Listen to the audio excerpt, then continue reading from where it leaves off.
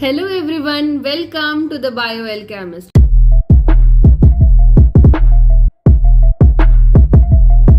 Have you ever wondered why potato is called the stem and not the root?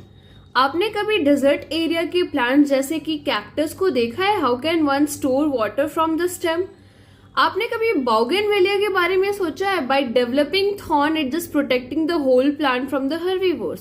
So in today class we will study the stem and the modification of the stem. ऐसे radical पूरा root system को दे रहा था.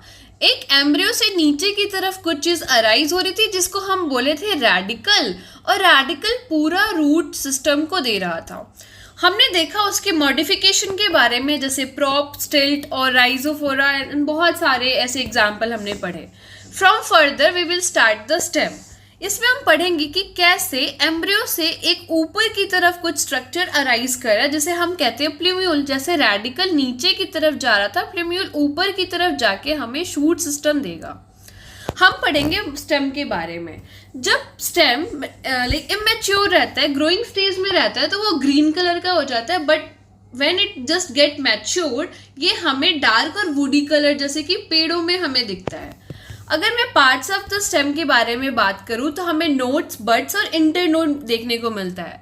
Nodes, अगर मैं ये proper stem की बात करूं, हर स्टेम में कुछ नोडल रीजन होता है. नोडल रीजन से ही हमें बड, फ्लावर, लीव्स दिखता है.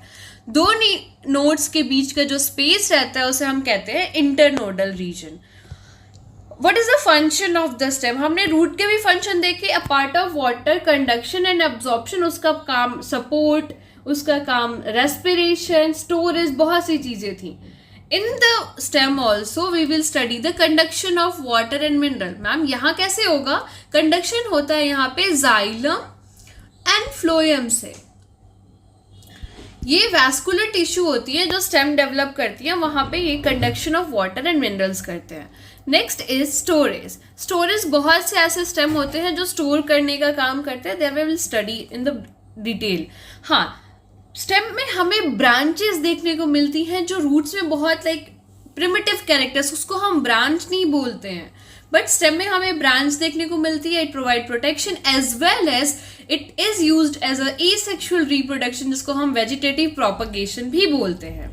अगर मैं मॉडिफिकेशन स्टार्ट करूं, मॉडिफिकेशन में हम तीन चीजें के बारे में पढ़ेंगे. पहला अंडरग्राउंड स्टेम, दूसरा सब एरियल स्टेम, तीसरा हम एरियल स्टेम के बारे में पढ़ेंगे.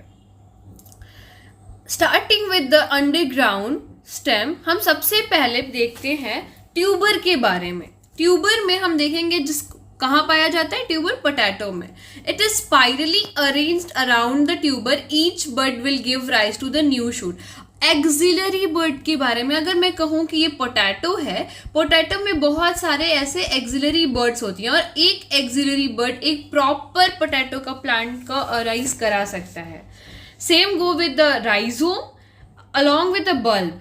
बल्ब राइजोम हमें जिंजर में देखने को मिलता है. I just put a detail of the diagram so that आपको कभी कंफ्यूजन ना हो यहाँ से. ट्यूबर का एग्जाम्पल पोटैटो याद रहेगा. Next is rhizome. हमें ये जिंजर, कैना और एलोकेशिया में देखने को मिलता है, तीनों में. यहाँ पे हमें कुछ स्केली लीव्स दिखती हैं. अगर आप यहाँ पे ऐसे कुछ स्ट्रक्चर देखो तो ये स्केली लीव्स होती हैं, बट इसके अलावा एक फॉलियस लीव्स भी यहाँ पे देखने को मिलती है. तो यहाँ पे टोटल दो तरीके की लीव्स होती है. किस में मैम? राइजोम में. राइजोम में हमें foliose leaves along with the scaly leaves देखने को मिलती है. Same with the axillary bud, यहाँ पे भी बड पाया जाता है. ये यहाँ पे मैम नोड कैसे? ये तो अंदर जमीन के अंदर रहता है, तभी तो हम इसको स्टेम बोल रहे हैं, क्योंकि यहाँ पे नोड और इंटरनोड देखने को मिलता है. हमें दो नोड के बीच का स्पेस हमें इंटरनोड कहलाता है. That's why we are considering ginger as a stem, like rhizome as a stem. अगर मैं इसके बारे में डिस्कस करूं, तीसरा बल्ब अनियन में देखने को मिलता है. आपने अनियन को देखा होगा, एक एक लेयर हटाते रहो, एक एक layer. That is called the scaly leaves. वहां पे एक बड भी प्रेजेंट होता है, और वहां पे फोलियस लीव्स भी होती हैं जो ऊपर की तरफ हमें, जो हम ग्रीन अनियन खाते हैं बहुत ठंडी के मौसम में पोहे में डाल के, that is the green leaves. और यहाँ पे स्केली लीव्स हम जो नॉर्मली खाते हैं. तो बल्ब में condense stem bears the terminal as well as the axillary bud. Scaly leaves दो तरीके की होती हैं, एक आउटर और एक इनर। जो आउटर वाला होता है, जो हम सबसे ऊपर वाला लेयर निकाल के हम फेंक देते हैं, that is the dry scaly leaves. और जो हम खाते हैं वो स्केली लीव्स ही खाते हैं, but that is the fleshy one. Fourth is corm. इसका एग्जाम्पल कोलोकेशिया। एग्जाम्पल आपको याद रख लेना, इसका थोड़ा सा कॉम्प्लेक्स होता है, आप हायर क्लासेस में इसके बारे में पढ़ोगे। But here also you can see कि यहाँ पे भी नोड्स प्रेजेंट है, इंटरनोडल रीजन है, ऊपर की तरफ ग्रीन पार्ट अराइज हो रहा है। यहाँ पे रेमनेंट ऑफ ट्यूनिक, एक लेयर अराइज होती है जो हम उसको रेमनेंट्स या फिर वेस्टफुल प्रोडक्ट मान लेते हैं, that is not should be considered. तो ये आपके 4 एग्जाम्पल, 4 तरीके के अंडरग्राउंड स्टेम हमने पढ़ा, जिसमें ट्यूबर, राइजोम, बल्ब और कॉम 4 चीजें हैं। आपको एग्जाम्पल याद रखना है। ट्यूबर का तो पोटैटो, राइजोम का जिंजर, एलोकेसिया और कैना। जिंजर भी याद कर लो तो बहुत है। बल्ब में अनियन, कॉर्म में कोलोकेसिया, CO आपको ऐसे याद करना पड़ेगा चीजें। Next is subaerial stem. Subaerial मतलब आधा ऊपर है आधा नीचे है, स्टेम ऊपर की तरफ भी जा रहा है, पैरेलल टू द सॉइल भी रह रहा है। सब एरियल प्रॉपर एयर में नहीं प्रेजेंट है। सब एरियल का अगर मैं डेफिनेशन देखूं तो it grow horizontally on the soil surface, it carry bud and anchor the soil with the help of root develop at the node। यहाँ भी नोड्स प्रेजेंट है, देख रहे हो यहाँ पे हर नोड से ऊपर की तरफ कुछ ब्रांचेस निकल रही हैं और नीचे की तरफ रूट्स भी अराइज हो रहा है। तो एक तो प्रॉपर इस प्लांट का रूट है ही है, उसके अलावा वो स्टेम जो नीचे, ये सपोज करो ये प्रॉपर सॉइल था, यहाँ से एक प्लांट अराइज किया, ये स्टेम जो है नीचे की तरफ कुछ दे रहा है एडवेंटिशियस रूट और ऊपर की तरफ ब्रांचेस भी दे रहा है। हमें ये कहाँ मिलती हैं? ऑक्सैलिस। हर चौथे घर में आपको ऑक्सैलिस दिख जाएगा। It's such a kind of weed. आपको इस तरीके के लीव्स अरेंजमेंट दिखती हैं। इसके फ्लावर बहुत छोटे छोटे से बहुत सुंदर होते हैं। तो हम अगर सब एरियल के बारे में बात करें तो that is the first one is runner. Runner मतलब ये पैरेलल टू द ग्राउंड जाता रहता है। अगर मैं सेकंड देखूं स्टोलॉन, इसका एग्जाम्पल है strawberry. Stolon is a short and weak aerial branch that arises from the main axis, bend down and touches the ground, forming the root। ये क्या होता है कि फॉर एग्जाम्पल यहाँ से रूट है, यहाँ से एक प्लांट अराइज कर रहा है, इसका एक ब्रांच ऐसे बढ़ बढ़ के अगर टच हो जाता है ग्राउंड में तो वहाँ से एक नया प्लांट अराइज हो जाता है। ये ऐसे बहुत सारे वेजिटेटिव प्रोपगेशन में हम पढ़ चुके हैं इनके बारे में कि एक मेन एक्सेस होता है, जब वो बेंड होके ग्राउंड से टच करता है तो एक नया प्लांट अराइज हो जाता है। एंड दैट ब्रांच, वो ब्रांच जो मेन एक्सेस से उठ के टच हुआ है, उसको हम कहते हैं स्टोलॉन। ये हमें स्ट्रॉबेरी, हमें कहूँ तो वाइल्ड स्ट्रॉबेरी में दिखता है। This is also one of the example of runner. Also runner भी ऐसे ही होते हैं, सेम विद द रनर, थोड़ा इसका मॉडिफिकेशन है रनर का ही, जिसे हम स्टोलॉन कहते हैं। तीसरा है हमारा ऑफसेट। ऑफसेट का एग्जाम्पल पिस्टिया, बहुत इंपॉर्टेंट है, ये बहुत पूछा जाता है नीट में। अगर मैं ये देखूँ, ये ब्रांच है, ये स्टेम है, सॉरी, स्टेम से एक मेन ब्रांच ऊपर की तरफ, रोजेट ऑफ लीव्स, यहाँ अगर रोजेट ऑफ लीव्स आ गया तो उसका एग्जाम्पल पिस्टिया हो जाता है, no doubt. These are found mostly in the aquatic plant. A lateral branch arises having the short internode। यहाँ देखो ये जो इंटरनोडल रीजन है, क्योंकि ये यहाँ से अगर अराइज हो रहा है थोड़ी दूर के बाद फिर एक बंच ऑफ लीव्स अराइज हो जाएगा, जिसको हम कहेंगे रोजेट ऑफ लीव्स। देखो at node rosette of leaves develop at the upper portion and the root. यहाँ पे रोजेट ऑफ लीव्स में नीचे की तरह रूट भी अराइज हो रहा है, वहीं से बंच ऑफ लीव्स भी अराइज हो रहा है। तो इसको मैं कहूंगी ऑफसेट, जिसका एग्जाम्पल है Pistia. Fourth is suckers. Sucker का example chrysanthemum. This is also very important. इसका डेफिनेशन अगर मैं पढ़ूं, a sucker arise from the underground portion of the stem, grow horizontally under the soil and then emerge above the ground. It develop the adventitious root and shoot with the leaves and form a new plant। क्या होता है ना कि अगर ये मैं main branch देखूं, यहाँ से एक ब्रांच जो नीचे सॉइल में अंदर ही अंदर ग्रो करके एक नया प्लांट अराइज कर देता है। Same goes with like this. It's just the sucker, like अंदर एक नया प्लांट को अराइज करते रहेगा, फिर थोड़े दूर जाएगा, फिर एक नया ब्रांच देगा, फिर यहाँ से कुछ ब्रांच निकलेगा, फिर थोड़ा नया ब्रांच देगा. तो इसका एग्जाम्पल होता है क्राइसैंथेमम. अगर मैं दोनों का एग्जाम्पल एक बार याद कराने की फिर से कोशिश करूं, अंडरग्राउंड में ट्यूबर का एग्जाम्पल पोटैटो, राइजोम का एग्जाम्पल जिंजर कैना, और एलोकेसिया जिंजर राइजोम. ये थोड़ा सिमिलर सा वर्ड है तो याद हो जाता है. बल्ब तो पता है, ये अनियन में बल्ब होता है मैम, फुट जाता है. हमें तो सैलड्स बहुत पसंद है. Next is com, colocasia, CO colocasia. तो अंडरग्राउंड का 4 पार्ट्स हमें पढ़ लिया. सब एरियल में भी हमने देखा रनर का ऑक्सैलिस एक तरीके की ग्रास होती है, और हमने ग्रास को देखा है ना, जो वो दूब ग्रास बोलते हैं गांव में, वो ऐसे पैरेलली जाते रहता है, वो कहीं से भी राइज होता है, वो branch horizontal to the soil surface move करते रहता है, फिर मैं देखूंगी यहाँ से नया उठ जाता है. तो it is such a kind of weed. Next is stolon, next is offset and then sucker. Next we will study the aerial stem. Aerial stem मतलब ये हमें अलग अलग फंक्शन प्रोवाइड करता है, जैसे फोटोसिंथेसिस, जैसे कि प्रोटेक्शन, जैसे फ्रूट एंड फ्लावर, बहुत से जो ऊपर की तरफ है, सॉइल से कुछ नहीं लेना देना, ऊपर की तरफ है. तो अंडरग्राउंड स्टेम्स जो होते हैं वो हम इनके बारे में अभी डिस्कस करेंगे. Let's just first discuss this. अगर मैं अंडरग्राउंड के बारे में बात करूं तो this is the storage, also act as a organ of perennation. This word is very important. Underground stem क्या काम करता है? पेरिनेशन का काम करता है, to help the plant survive in the unfavourable condition. कैसे मैम? क्योंकि ये सॉइल के अंदर रहता है, और जैसे अनफेवरेबल कंडीशन जैसे कि टेम्परेचर, pH, वाटर, ये सब चीजें अगर दिक्कत करें तो ये ग्रो नहीं करेगा, और तब तक रुका रहेगा कि ठीक है अभी थम जाता हूँ. जैसे ही बाहर का टेम्परेचर ठीक होगा, जैसे ही बाहर का वाटर लॉगिंग ठीक होगा, मैं तुरंत निकल के बाहर की तरफ भागने की कोशिश करूंगा, मुझे अंदर रहने का शौक नहीं है. सो इसके एग्जाम्पल पोटैटो, जिंजर, टर्मरिक, हमने ऊपर अंडरग्राउंड स्टेम का बहुत सारा पार्ट्स भी देख लिया.